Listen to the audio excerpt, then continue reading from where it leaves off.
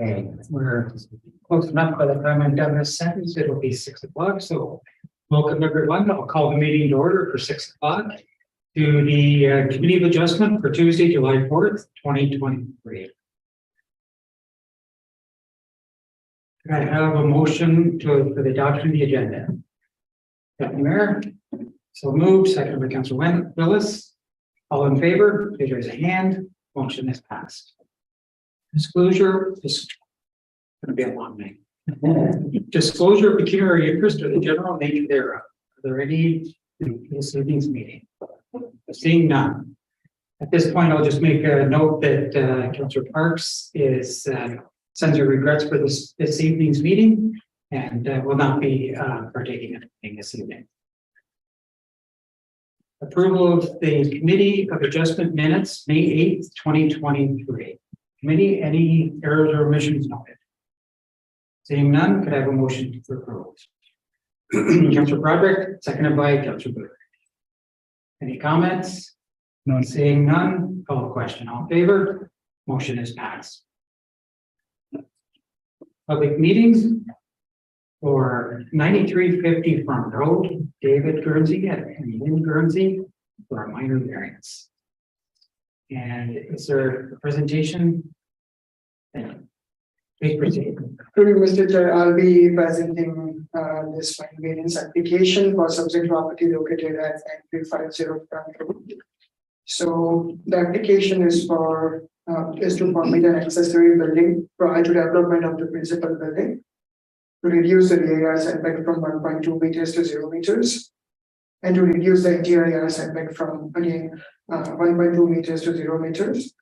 To bring the existing shed that has been constructed over regulatory but floodplain in compliance with the zoning bylaw requirements and with CRC regulatory requirements by breaking the shed into two smaller structures of less than 10 square meters each. So since this is minor variance application, it needs to meet the 4 tests as prescribed by the Planning Act. So the quick overview of those tests are as below. So the general intent and purpose of the official plan is met as the use is permitted and the requested variances would not pose any public health and safety concerns. The general intent and purpose of the official of the zoning bylaw is met and the requested variances will not negatively impact the streetscape, conflict with neighboring uses or aggravate any natural hazards. The requested variances are considered an appropriate development of the land as the proposed variances being required to bring an already existing shed in compliance with the township zoning bylaw and CRC regulatory requirements. Again, by breaking it into 2 smaller structures of less than 10 square meters each, and allow the owner to utilize a shed that is required to assist in maintaining the property.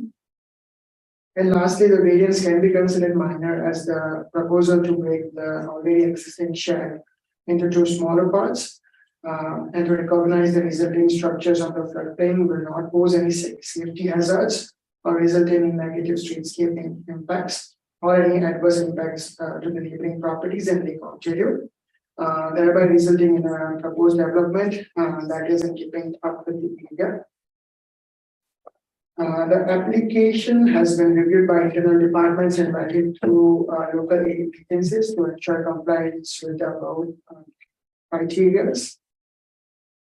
The notice of the public meeting was also distributed in prescribed fashion, which involves personal notice by mail to all property owners within 120 meters, and the notice was also posted on site.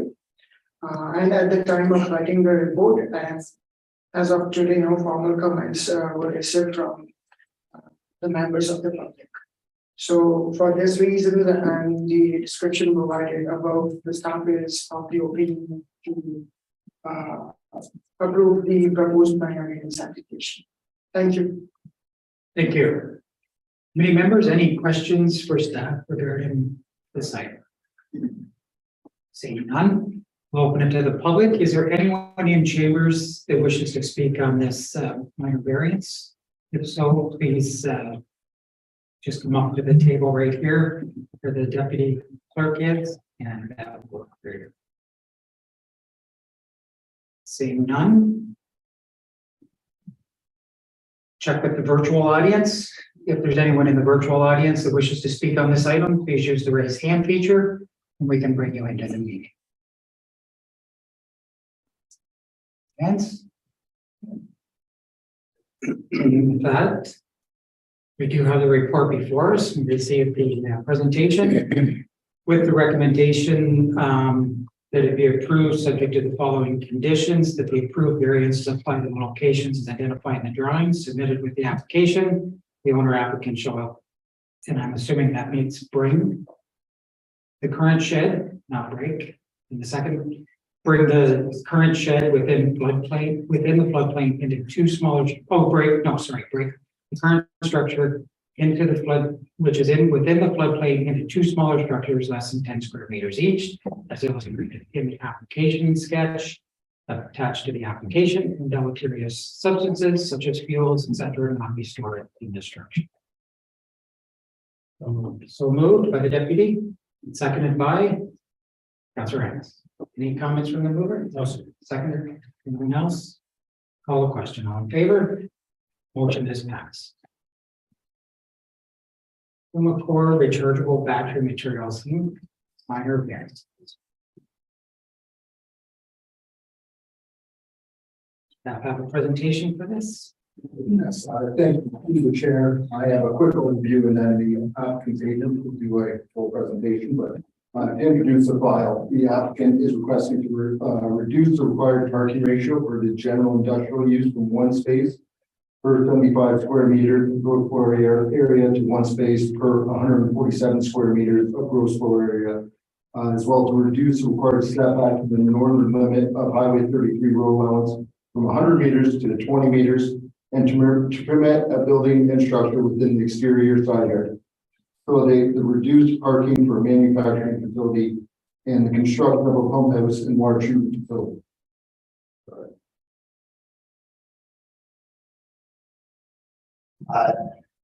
Staff are recommending approval based on the compliance of the 410 minor variance. As the general intent and purpose of the official plan is met as the use is permitted and the requested variance would not pose any public health or safety concerns. The general intent and purpose of the zoning bylaw is met as the setback reduction will not aggravate any natural hazards or cause any adverse impact on neighboring properties or the streetscape, and the parking study outlines that the parking rate is appropriate for the manufacturing use. The requested variance is considered appropriate and desirable as the development of the land as it is in keeping with the industrial use of the surrounding area and will allow for the efficient use of the property. Lastly, the proposed variances are considered minor in nature and are compatible with the surrounding area, and any potential negative impacts can be mitigated with landscaping and architectural treatment. The reduced parking area ratio reduces the amount of paving on the site considerably and will allow for more sustainable development. As well, staff did receive two public comments this afternoon. One was concerned with the potential noise of the development. Staff noted that the noise is mitigated through the site plan control. We did receive studies through the site plan control application, which will require mitigation efforts. As well, there's also concerns about the potential smelting with the proposed development. Staff notes that they conferred with the applicant and confirmed that there is no smelting actually taking place on the proposed development. Thank you. Thank you. Committee, any questions for staff on this?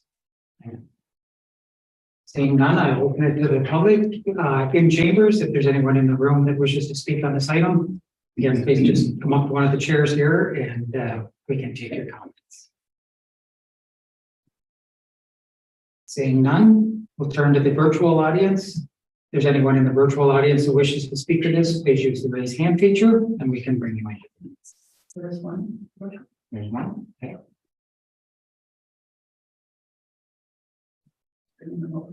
Okay, thank you.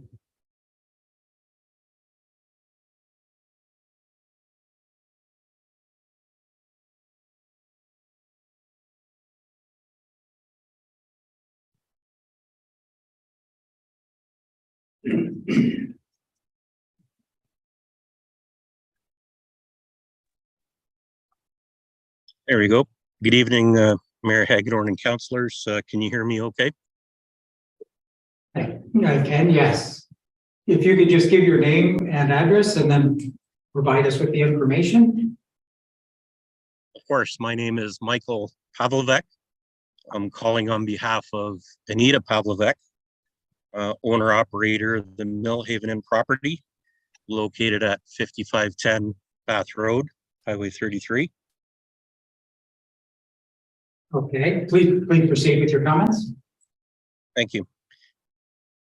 So I reviewed some of the documentation included, and I noticed that no berm was being proposed in between the pump house and Highway 33. Yet there's berms being proposed east of the pump house along portions of Highway 33. Is there anyone that can discuss why a berm was not proposed in front of the pump house to mitigate the visual impacts of the pump house and facility immediately north of the Highway 33 right away?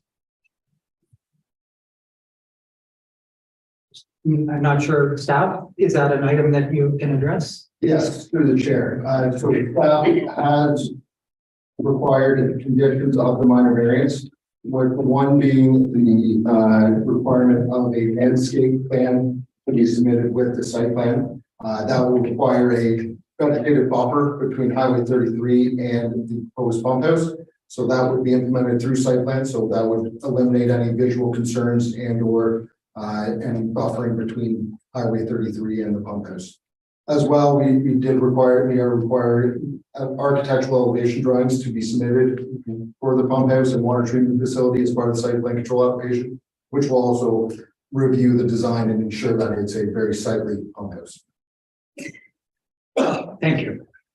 Does that address your issue then, Michael, or do you have another item you wish to bring forward? Just a follow-up question is there a copy of the report that can be circulated regarding just some of the vegetative and architectural improvements plan? Through the chair, yes, it's within the agenda, and I believe, Michael, I did circulate you the agenda this afternoon, so it would be item 5.2 in the agenda that was circulated to you this afternoon. Thank you. Second question I had is the significant reduction in the setback from 100 meters down to 20 meters. And I noticed in discussion with the reduction in parking, it was viewed as a positive that they were reducing the paved area. Yet by reducing the setback from 100 meters down to 20 meters, it's causing an overall increase in the length of driveway to the pump station. And at 8 meters in width, approximately 700 square meters of additional asphalt. Can someone comment on how that increase in paved area meets the township's objectives around climate change?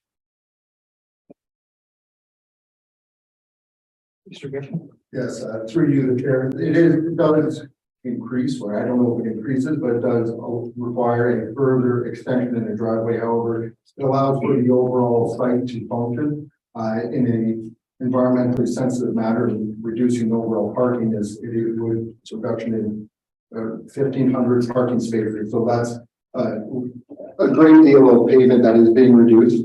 Further in bringing the facility closer to the water, it allows for the overall flow of the water to be in a closer distance rather than extending that extension of the pump house through to 100 meters way up to the north of the property.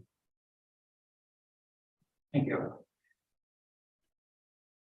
Did you have another item that you wish to bring forward, Mr. Vogel? No, thank you, Mayor. That's all the questions I had. Okay, thank you. If there's anyone else in the virtual meeting that wishes to speak to this item, please use the raise hand feature and we can bring you into the meeting.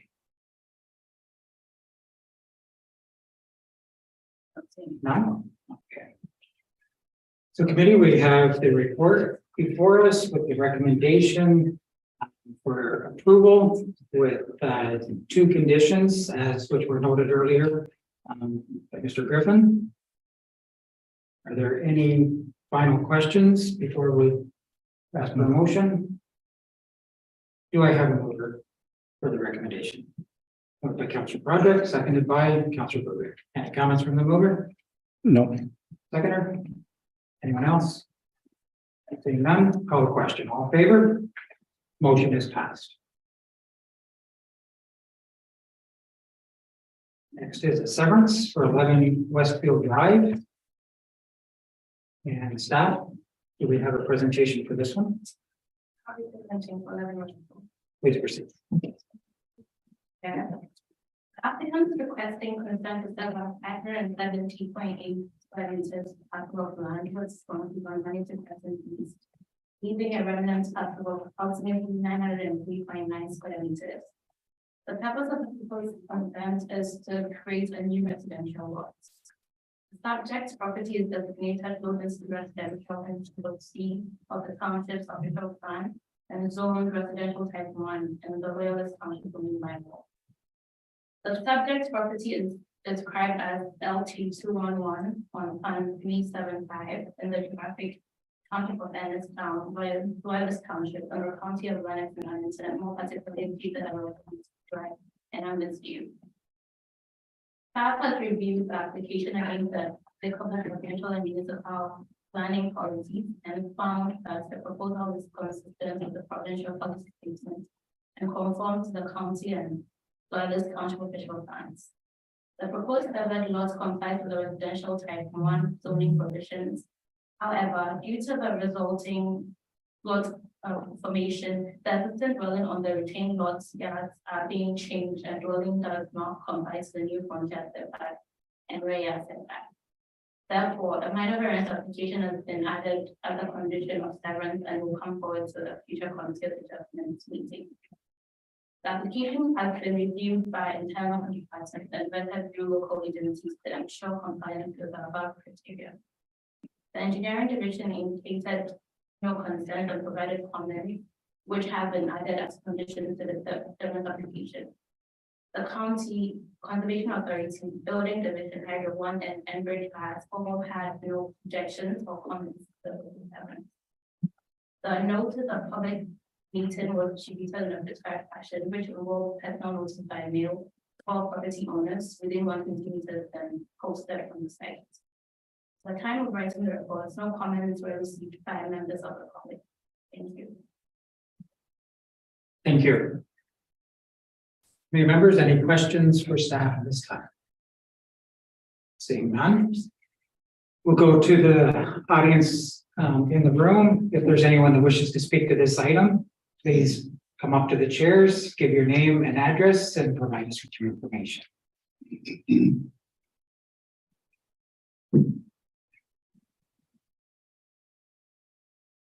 Hello, my name is Debbie Stevenhagen. I live at 15 Manitou Crescent East. And I would like to go on record as being against this severance. Mainly for the reasons of traffic concerns. When Lakeside Ponds was being developed, we went to all of the meetings. We were assured that the development was going to be single dwelling homes. Apparently, the building department isn't aware of that because now we have 5 duplexes within half a block of us. And that has created a lot of parking, traffic issues. You're turning our street into a place that people don't feel safe with children. Anyone that has bought homes in the new subdivision that have children that have moved because they don't feel safe. Our street traffic is extremely fast. We've talked about traffic calming measures. We're told they're not needed. I find that hard to believe, and anybody who spends any time on our street, I don't think would agree. There's a house on the corner of Sherwood and Manitou that is being converted to apartments. It's a home that was just sold. The existing house on this property is, the application said 2. My understanding it's 3 units already. I'd like to know what is being proposed to be built on this extra lot. I suspect it being a numbered company that it's not going to be a single dwelling home. Okay. Are we aware of what is proposed for the property? Thank you, Mr. Chair. So they're proposing a residential unit on the lots, but they've not specified the density of the residential unit. I'm positive it's going to comply with the zone provisions for the residential type 1 zone. Residential type 1 zone only permits single attached dwelling. With that said, there are new provincial regulations that allow for 3 units on one urban residential lot. So as per the Planning Act regulations, there would be allowed 2 secondary units on the site, but the zoning for the separate lot currently only permits 1 single detached dwelling. Okay, and with that, our zoning bylaw still requires parking for each residence, whether it's the original one or additional ones added through the house. Through the chair, that's correct. So the required parking would be 2 parking spaces for the principal residential dwelling. So that'd be 2 for this first single detached dwelling, and then 1 parking space for each additional secondary dwelling unit. Thank you. So my other question is, it's a 60-foot wide lot, and they're asking for what I don't think is minor. They're asking for a reduction in the setback from 7.5 meters to 2.9. If it's 2.9, I believe you couldn't have parking in front of the dwelling. So where would the parking be? I think I know the answer. I'll defer to staff. Oh, they're experts. Sorry. Thank you, Mr. Chair. So the only minor variances they're requiring is a change to reduce the front yard setback from 7.5 to 3.2, and to reduce the rear yard setback from 7.5 to 6.2.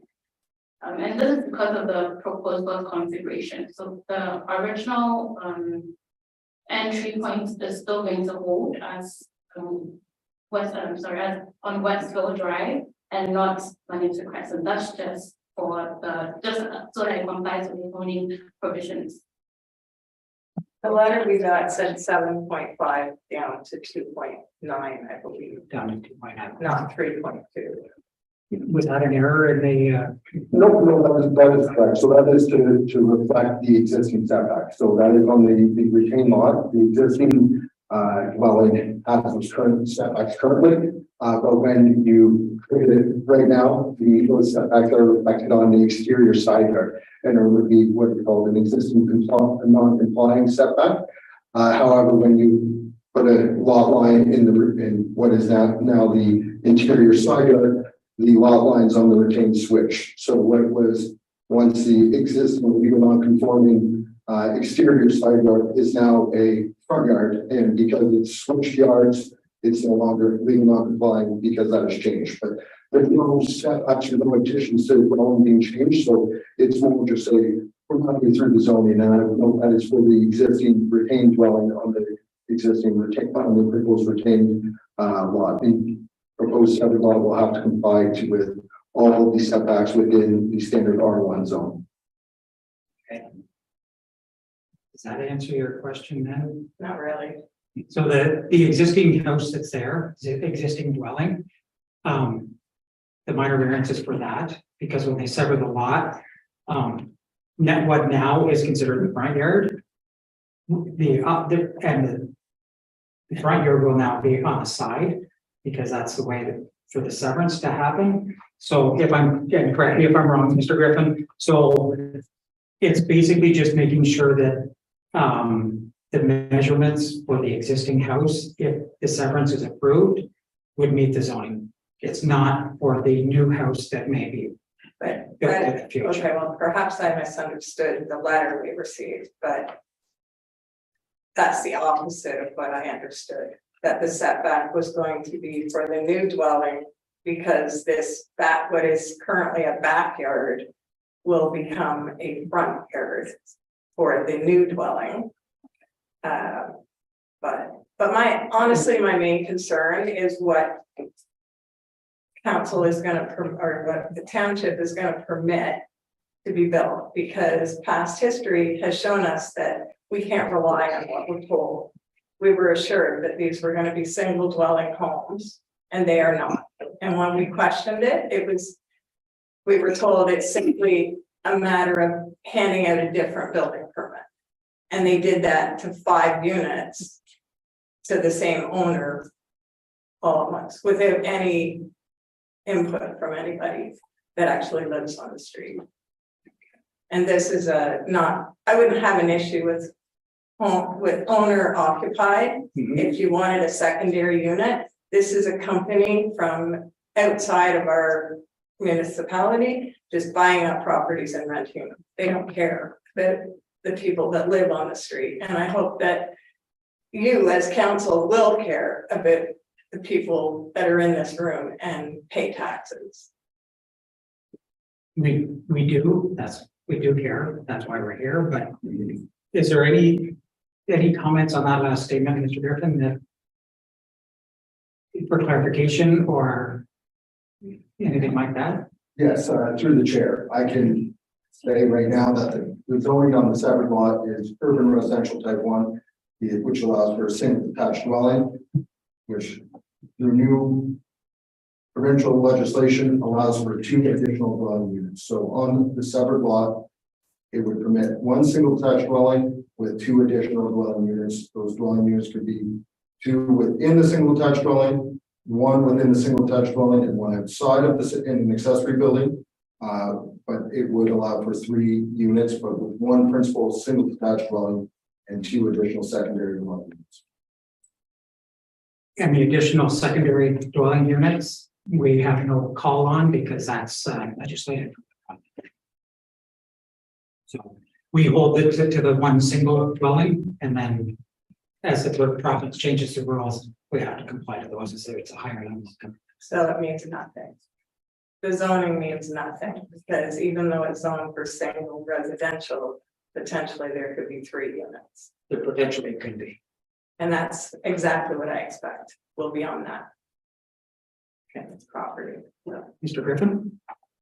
I would note that there are parking requirements and there's parking size requirements. So if they cannot comply with the parking requirements set in the zoning bylaw, which would be 4 parking spaces, 2 for the single detached dwelling and 1 for each additional dwelling unit, then it would not be permitted. So they would, and that's what we're finding with a lot of urban residential lots with the new provincial legislation, because they still have to comply with our zoning bylaw.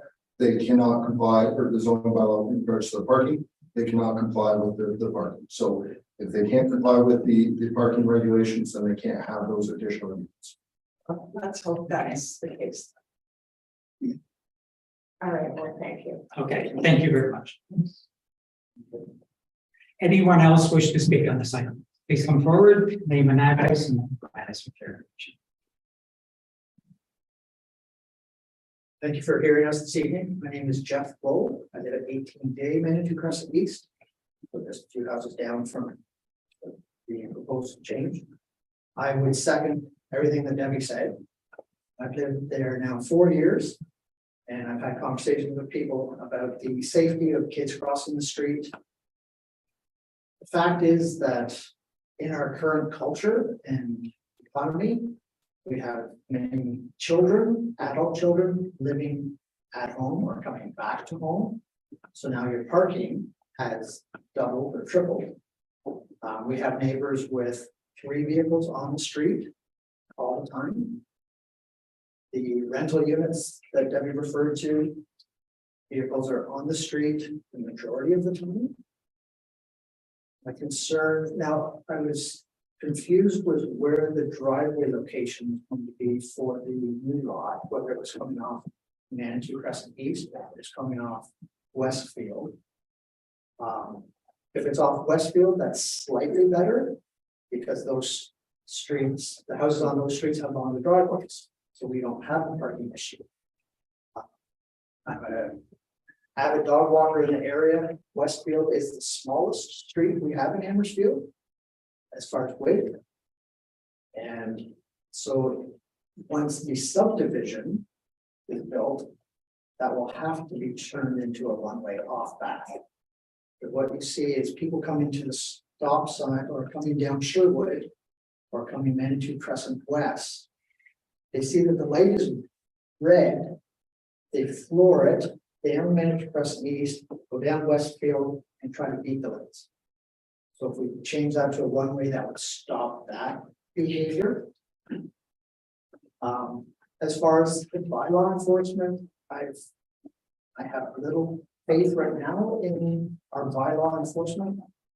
Because I've seen properties developed where the backyard is completely paved and covered in sheds.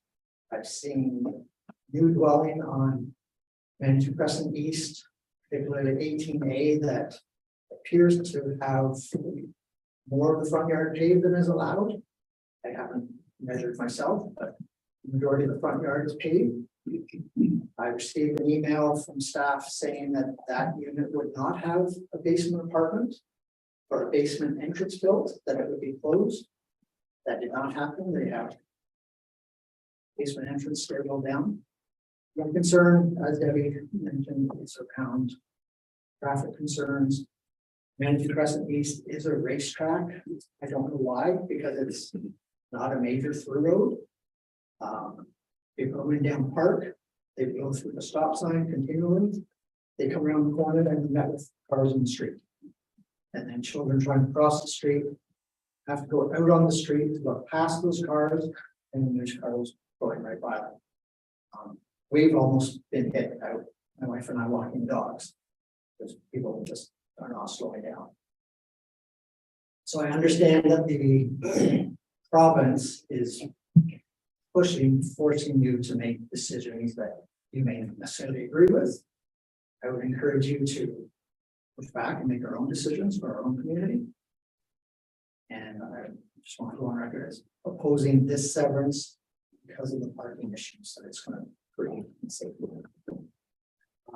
If I may add one more thing, we're in a school zone, Bayside, Bay Ridge, the Windsor and Bayside have recently, they're in a transition period going away from a retirement facility more towards a rehabilitation facility.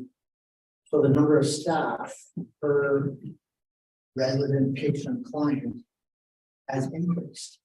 And now Park Crescent is completely lined with staff vehicles. They do use the church parking somewhat, but that doesn't facilitate all the staff that they have parking. There's at least 15 school buses every morning going through there with children, with all these cars on the street. If they could be forced to buy back some of the property of the subdivision for parking, that would get some of those staff cars off the street. So it's just, in overall, the area is becoming too congested and the development is not supporting safe atmosphere for even the dump trucks and snowplows that go through. Thank you. Okay, thank you. And you did ask about the entrance, and I'll just refer to staff. Do we know the entrance is proposed on Westfield? Through the chair, yes, the proposed seven plans only have frontage on Manitou, so the entrance will be off of Manitou Crescent, but it's my understanding that the retained lands will continue to have their entrance off of Westfield Crescent. So the entrance for the new property will be off Westfield. No. No. Manitou. Yeah. The new one would be Manitou, the existing dwelling will remain on Manitou. So that on the corner firms the situation, and now it'll be too short of a driveway for the number of residents and the number of cars, and they're gonna be on the street. If in the school zone, you could go to no street parking year round, that would be a big step forward to safety concerns, especially for children. And like was mentioned before, with the parking, it doesn't matter which road they're off of, they still have to maintain the parking according to our zoning bylaw or whatever is built there. Which isn't adequate for the number of cars that end up in each residence, so maybe that bylaw should be reconsidered. We can review it. Yeah, thank you very much. Thank you. Anyone else in the audience wish to speak to this item? Seeing none, we'll go to the virtual audience. If there's anyone in the virtual audience who wishes to speak to this item, please use the raise hand feature and we can bring you into the meeting. Seeing none. The committee, we have the report. We've received the information. And the report has a recommendation to approve subject to 9 conditions. How do you wish to proceed? Do I have a mover? Or would someone make a motion?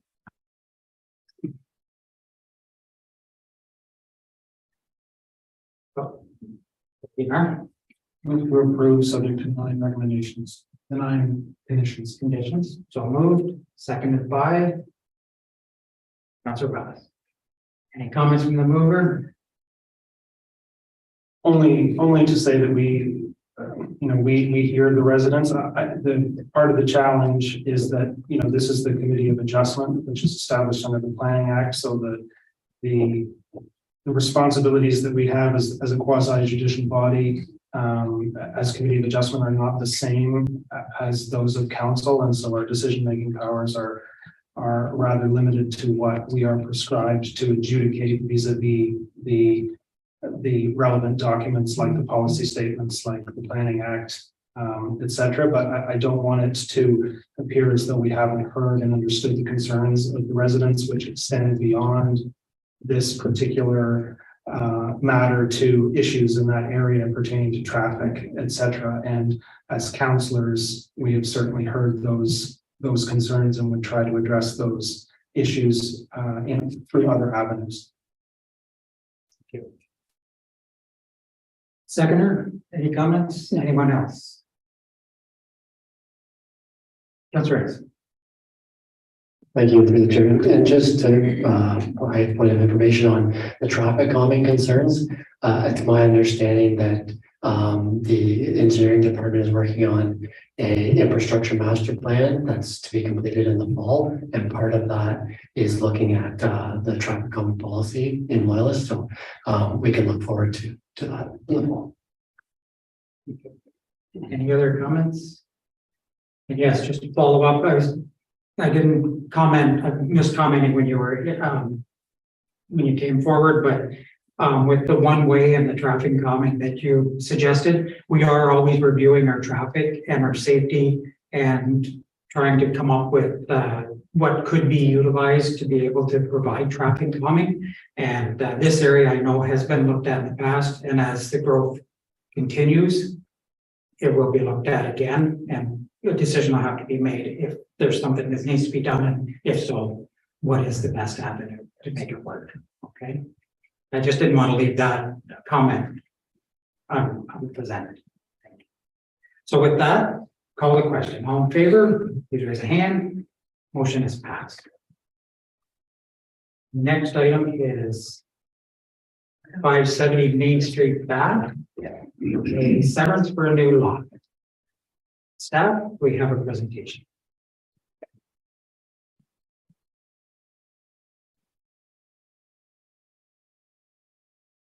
Through you, Mr. Chair, I'll be presenting this consent application for proposing to create a new lot. The applicants Steve and Adam Collins are requesting consent to sever 4,144 square meters parcel of land, leaving the remaining parcel at approximately 7,016 square meters. As I say, the purpose of the proposed consent is to create a new residential lot.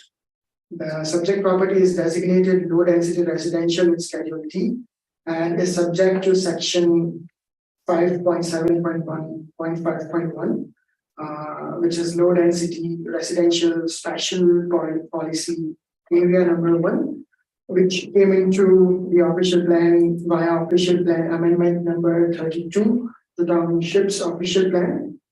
And the subject property is zone residential type 1, R1 in the township zoning bylaw. So since it's a consent application, all the planning legislations were thoroughly reviewed. planning considerations were made, and the proposal maintains the low density residential character of the area, and the resulting lot is of an appropriate shape and size.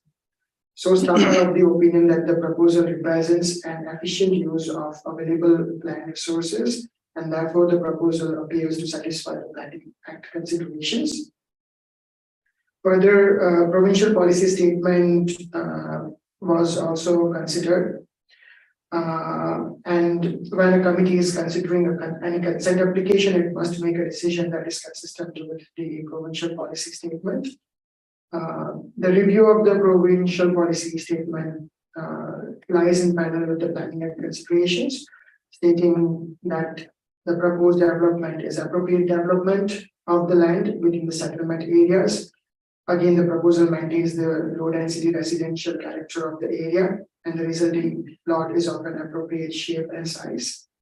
A land use compatibility assessment for the development was also submitted and was also peer reviewed to ensure there will be no compatibility issues between the existing adjacent cement plant and the new residential lot, basically the Lafarge.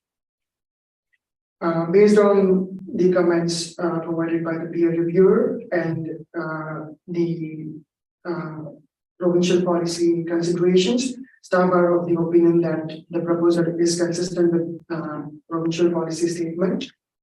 Further official plan considerations were made, and as I mentioned before, the applicant submitted a compatibility study, which found that there were no concerns with the proposed savings, and that the township had the study again peer reviewed, and the peer reviewer agreed with the conclusions of the study. The application was also formally circulated to engineering division, and it was noted that there are no services along the frontage of the proposed severed lot. Therefore, the proponent is required to extend the services at the front of the proposed severed lot. The proponent has been advised about the same and is in conformity with this requirement. Moving forward, the proposed severed lot is reinstating the lot fabric of the former parcel as it existed prior to merging with the proposed retained lot. So the lots got accidentally merged. So the proposed severed lot is of an appropriate shape and size to support a low density residential use after maintaining appropriate and relevant setbacks from the lot lines, the easement, and the quarry. The acknowledgement and confirmation from the owner to be responsible for all the work associated with extending the service lines to the front of the proposed severed lot again do not pose any economical burden on the township. With the presence of an existing residence to the west of the proposed severed lot and lands being designated low density residential to the east, the new lot is in keeping with other lots in the area. For this reason, staff are of the opinion that the application meets the intent and purpose of the official plan. Zoning considerations were made, and the proposed severed lot and the retained lot both meets all the zoning provisions as per section 5.11.2 of the current township zoning bylaw. Thus, the new residential lot as a part of this consent application is in conformity with the surrounding area and neighboring uses. There are no negative impacts on the streetscape and the landscape on the area and the surrounding area. Therefore, it is the opinion of the staff that the proposal meets the intent and purpose of the zoning bylaw. Again, the application has been circulated to internal departments and applicable agencies. And the application was, like the notice of the public meeting was distributed in the prescribed fashion, which involves personal notice by mail to all the property owners within 120 meters. And the public notice was also posted on the property. Again, at the time of writing the report, no formal or written comments had been provided by the members of the public. And as of today, we have not received any written notice or formal comments from the public. So Based on this and all the reasons provided above, staff is of the opinion to approve the proposed consent application. Thank you. Thank you. Members, any questions from staff or for staff at this time? Seeing none. We'll turn to the public in the audience. You're good? Okay. Seeing no one to speak from the audience in chambers, go to the virtual audience. There's no one in virtual audience. Okay. That ends the public meeting portion. So I'll come back to the committee. We have the report with the recommendation that it be approved subject to, I think it's 11. Yeah. 11 conditions. Do we have a motion? Debbie, so moved, seconded by Councilor Ennis. Any comments from the mover? No. Seconder, anyone else? Councilor Brother. Just a brief comment, reading the timeline of this piece of property, it's sort of the maybe who's who of things you don't want to happen. So the applicants have been very diligent in meeting all the requirements through the township, and I think we need to approve this so the applicants can get on with their lives. Here. Any other comments? Seeing none, I'll call the question. All in favor? Motion is passed. So that ends our business for this evening. The upcoming meeting date is noted there, August 8th, 2023. And the last item is a motion to adjourn. Moved by Councilor Blueberg, seconded by Councilor Ennis. All in favor, raise your hand. Motion is passed. We are adjourned.